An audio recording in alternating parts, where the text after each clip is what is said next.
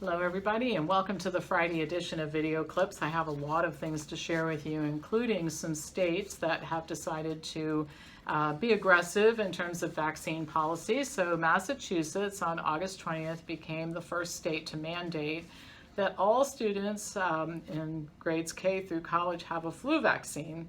And then in terms of child care in pre-K, any child aged 6 months and older, including those in child care, pre-K, and kindergarten, must be vaccinated by December 31st. This includes elementary and secondary students who are taking part in remote learning. Only those who are being homeschooled or are college students operating off campus are exempt.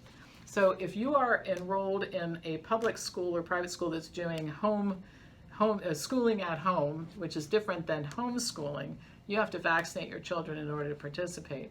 Visit MakeAmericansFreeAgain.com and look at our homeschool resource center if you live in the state of Massachusetts and you're thinking maybe you don't want to do that. Virginia State Health Commissioner Dr. Norman Oliver told a news station on Friday of last week that he plans to mandate coronavirus vaccinations for Virginians once one is made available to the public.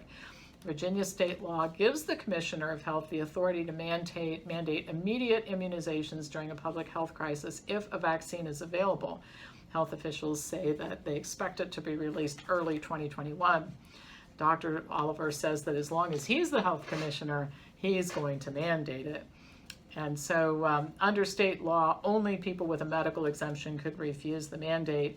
And by the way, no doctor will issue a medical exemption because they'll get investigated or lose their medical license, and so there will be no exemptions available. The Virginia General Assembly is considering a bill during a special session that would allow for religious opposition opt-out to it. The bill needs to clear a committee of the House of Delegates before the full chamber could vote on it. Oliver, the health commissioner, says he's very much against this bill. He doesn't know what the punishment would be for non-compliance, but he says most people would comply. He said, we would not launch a campaign around mass vaccination with anything that hasn't been proven to be safe. I feel so reassured by the Virginia State Commissioner of Health. So, and that's if two have done it already. I think it's interesting that these two have done it and it isn't even available yet. You're making a commitment to something that isn't even available yet. Homeschool your kids. MakeAmericansFreeAgain.com. All right, so some consequences. I usually cover some consequences on Friday. I've been a long-time follower and have been sharing your coronavirus information with family and friends, even though it hasn't been well received by some. Others have in fact come around, as the 14 days to slow the spread is now at about 150 days. There are two families in our church who are now not allowed to visit family in the hospital due to our tyrant Tom Wolf of PA, Pennsylvania, halting all visitation. The one is critically ill with cancer and in the hospital, more than likely his final days, and his wife and kids cannot visit. The other woman is having surgery, clearly nervous, and she's heartbroken that her daughter can't be there to give her a hug before surgery. I just can't understand the logic here, especially if masks work. Lastly, my cousin is in his mid-40s. He's had some prior health issues, weight-related, just to be transparent, but he lives in Arkansas. He was so nervous to go to the doctor because of the hype of COVID, but when he couldn't get out of bed, he finally called 911. The first hospital tested him twice for COVID, and they came back negative, even though the nurse then rudely said, well, that doesn't mean anything. Well, if that doesn't mean anything, why are we doing the tests? Of course, I flipped out knowing ventilators were, the diagnosis was double pneumonia, and then it was so bad they put him on a ventilator.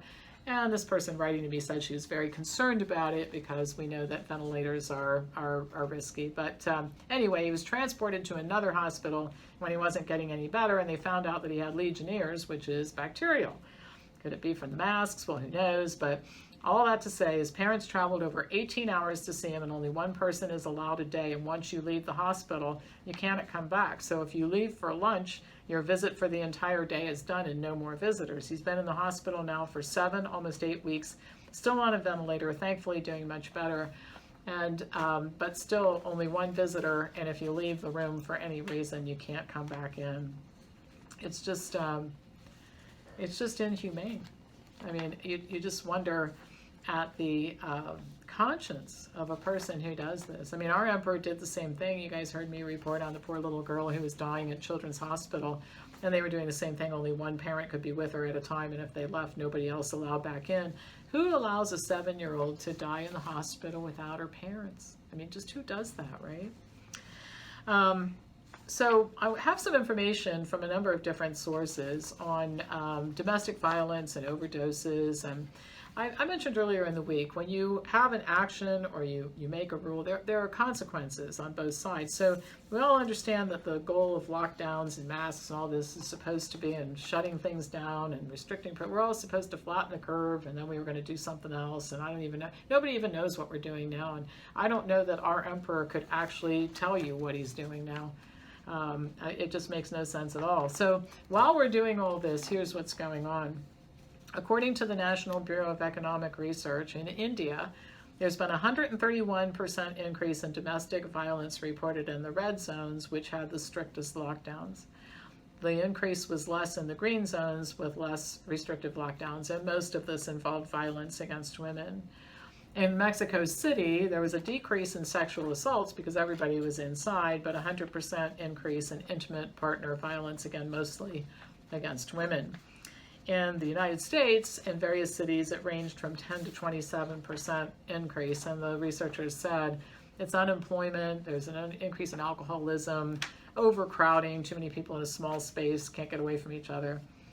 So the way that all of this has been presented to the public is really false choices. I mean, if you care about people, you support lockdowns, and if you don't support lockdowns, then you don't care about people. And I guess what I want to know is the people who support these lockdowns, do you just care about some people? Do you not care about people who are getting beat up? Do you not care about the increase in violence and suicides and all that sort of thing? Well, the Washington Post, which is not exactly the bastion of conservative thinking, featured an article about the, quote, hidden epidemic within the coronavirus pandemic, drug overdoses. Ohio coroner Nahi Ortez says he can't process the bodies fast enough. We've literally run out of wheeled carts to put them on. That's overdoses. Data from the Overdose Detection Mapping Application Program shows that overdoses were up 18% in March, 29% in April, and 42% in May. Well, why is this going on? Ask any social scientist, and before this all happened, they would have told you that the effects of social isolation are devastating. And overdoses are not the only cause of death. Social isolation increases the risk of stroke by 32%, heart disease by 29%, and suicide by hundreds of percent. And in the case of suicide, the number of suicides in some counties right now exceeds the number of cases, not just the number of deaths, but the number of cases in some counties. So every public policy has an effect, and it has some other effects too. And right now we're only paying attention to the one metric in public health. And nobody even knows what the metric is anymore. I mean, are we really waiting until we're knocking on doors and testing everybody who comes to the hospital and we get no positive tests? That's never going to happen, particularly since the tests are inaccurate. So I guess we're just going to live like this for the rest of our lives? I don't think so. I don't think society can tolerate it. I don't think I can tolerate it. MakeAmericans.freeagain.com. WellnessForumHealth.com if you want to check out more of what we do. And if you're interested in the things that we're doing, our psychological, very cheap counseling programs, careers, fall semester, an alternative to dietetics degrees, and some of the courses we have coming up, Pam Popper at MSN.com. All right, so to finish, Mark Woolhouse is a professor of infectious disease epidemiology and a member of the Scientific Pandemic Influenza Group on Behaviors that advises the government in the UK. He's now saying that the lockdowns were a terrible mistake. Quote, at the time, I agreed with lockdown as a short-term emergency response because we couldn't think of anything better to do, he confesses. It was a panic measure. He now calls it, quote, a monumental mistake. I believe history will say that trying to control COVID-19 through lockdown was a monumental mistake on a global scale. The cure was worse than the disease. He added, I suspect right now more people are being harmed by the collateral effects of lockdown than by COVID-19. That's what I've been saying since March. This is why we can't exclusively listen to public health officials, none of whom evaluate trade-offs. They're convinced that whatever happens to be their primary or exclusive concern at the time should also be everyone else's primary or exclusive concern, and they set policy as if this is simply not controversial at all. It's not even clear whether the policies they advocate even help in the first place, but for the sake of argument, we'll leave that aside, according to Mr. Woolhouse. But there are significant side effects to the massive social engineering that the white coats and clipboards have imposed on society, whether those white coats deign to acknowledge them or not. This, says Woolhouse, is why we need a broader range of people on the government advisory board with equal input from economists to assess the damage to incomes, jobs, livelihoods, educationalists to assess the damage to children, and mental health specialists to assess levels of depression and anxiety, especially among younger adults, as well as psychologists to assess the effects of not being able to go to the theater or a football match. And now, here's what he thinks about the strategy of some American governors. I would not dignify waiting for a vaccine with the term strategy. And then finally, I never want to see national lockdown again. It was always a temporary measure that simply delayed the stage of the epidemic we see now. It was never going to change anything fundamentally, however low we drove down the number of cases. And now we know more about the virus and how to track it. We should not be in this position again. We absolutely should not return to a position where children cannot play or go to school. I believe the harm lockdown is doing to our education, healthcare access, and broader aspects of our economy and society will turn out to be at least as great as the harm done by COVID-19. And I think one of the most important points that Woolhouse points out is the fact that still, months after this all started, the emperors of our states, the kings and queens that have taken over our lives, are not talking, they're not listening, they refuse to listen to anybody other than people who want to do whatever it is they want to do. I mean, I can't articulate it to you because I don't understand what it is. I don't know what the policy is. It appears to be no cases ever again. We have to have, I don't know, several days in a row or 2 weeks or whatever, and then if another case pops up, you know, people are saying, I talked to a woman from Hawaii who said that there were 7,000 cases and 52 deaths since this all started. Millions of people live in Hawaii. And that's the reason to keep this going. Okay, we're at the end of August, people.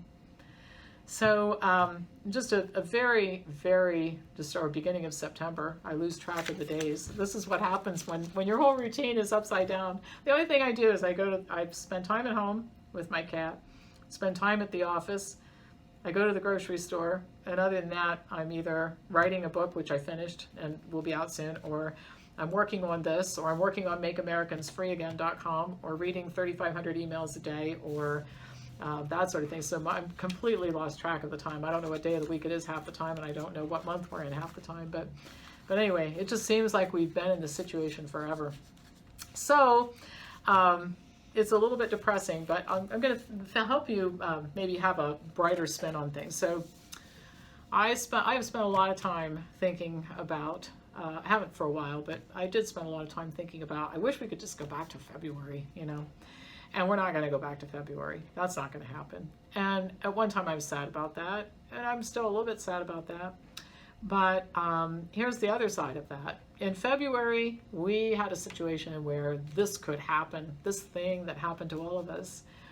And now what we have to do is pick up the pieces, get our freedom back, MakeAmericansFreeAgain.com. And sometime there's going to be an announcement very soon, but at the time I was filming these, I couldn't tell you about it anyway.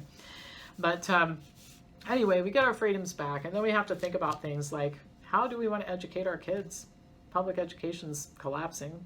We've been talking about education reform for years. Well, we're sure reforming it now with kids dropping out of school with their parents to homeschool. The medical system, I've been talking about medical reform for years. Well, the medical system's kind of collapsing. A lot of trust is gone. Public health, I think a lot of work needs to be done there.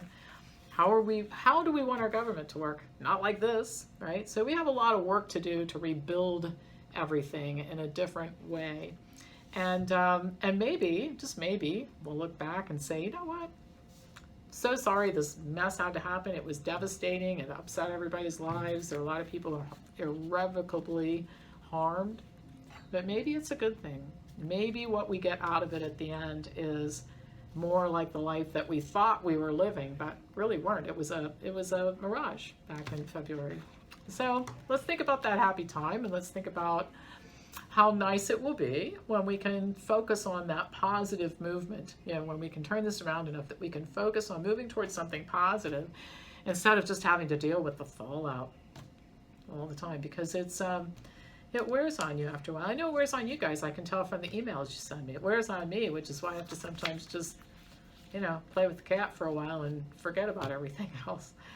All right, well, that's enough. Enough rambling on, but I did want to leave on a little bit happier note, because sometimes we just finish these Friday broadcasts with more doom and gloom, and there is something to look forward to. If I didn't think there was, I wouldn't be doing all this, believe me. I'd be working on getting out of here and going to Sweden, but I'm obviously staying put, so I think things can get better. All right, well, that's it for the week. Pass this on to anybody who you think would enjoy learning more about the truth about all this stuff, and I'm going to be back to you next week with more news.